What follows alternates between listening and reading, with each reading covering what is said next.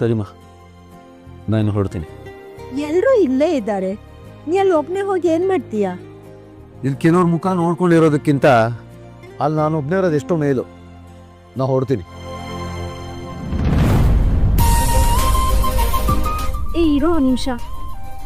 ಭೂಮಿ, ಶ್ರವಣ್ ಹೊರಡ್ತಾನಂತೆ, ಅಡುಗೆ ಮನೆ ಪಾಯಸ ಇದೆಯಲ್ಲ ಅದನ್ನ ಒಂದು ಬಾಸಿಗೆ ಹಾಕ್ಬಿಟ್ಬಿಡು. ಸರಿ ಅತ್ತೆ. ಭೂಮಿ ಒಂದು ನಿಮಿಷ. ಪಲ್ಲವಿಕ, ಪಾಯಸನ ನೀವೇ ಒಂದು ಬಾಕ್ಸ್ ಹಾಕೊಂಡು ತೊಗೊಂಬರ್ತೀರಾ? ಈ ಅಜಿತ್, ಭೂಮಿ ಪಾಯಸ ತಂದಿದ್ರೆ ಏನಾಗ್ತಿತ್ತು? ಭೂಮಿ ಇವತ್ತಿಂದ ಕೆಲ್ಸಕ್ಕೆ ಹೋಗ್ತಾ ಇದ್ದಾಳಮ್ಮ, ಅದಕ್ಕೆ ಪಲ್ಲವಿ ಅಕ್ಕಂಗೆ ಹೇಳ್ದೆ.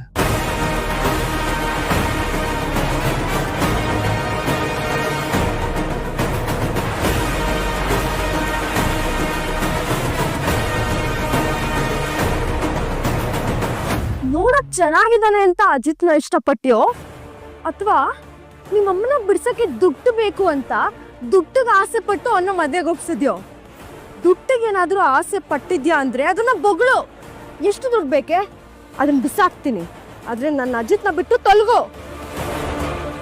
ಈ ಭೂಮಿ ಪರ್ಮನೆಂಟ್ ಆಗಿ ಮನೆಯಿಂದ ಹೊರಗೆ ಹೋಗದೆ ಇದ್ರು ಅಟ್ಲೀಸ್ಟ್ ಕೆಲ್ಸಕ್ಕಾದ್ರೂ ತೊಲಗ್ತಾ ಇದ್ದಾಳಲ್ಲ.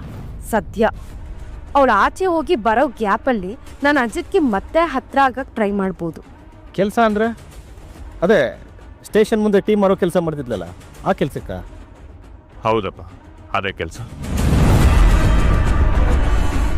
ಅಜಿತ, ನಿನ್ನ ಹೆಂಡತಿ ಆಗಿ ನಿನ್ನ ಸ್ಟೇಷನ್ ಮುಂದೆನೇ ಅಂತ ಚಿಕ್ಕ ಕೆಲಸ ಮಾಡ್ಬೇಕಾಗಿತ್ತು. ಅಪ್ಪ, ಇದು ಕೆಲವರಿಗೆ ಚಿಕ್ಕ ಕೆಲಸ ಅನ್ನಿಸ್ಬೋದು, ಆದರೆ ಯಾವ ಕೆಲಸನೂ ಚಿಕ್ಕದಲ್ಲಪ್ಪ. 5 ಸ್ಟಾರ್ ಹೋಟ್ಲಲ್ಲಿ 500 ರೂಪಾಯಿ ಕೊಟ್ಟು ಕುಡಿಯೋ ಟೀಗಿಂತ ಭೂಮಿ ಮಾಡೋ ಟೀ ತುಂಬ ಚೆನ್ನಾಗಿರುತ್ತೆ. ಮಾತು ಬಂತು ಅಂತ ಹೇಳ್ತಿದ್ದೀನಿ, ದಯವಿಟ್ಟು ಯಾರು ಬೇಸರ ಮಾಡ್ಕೋಬಾರ್ದು.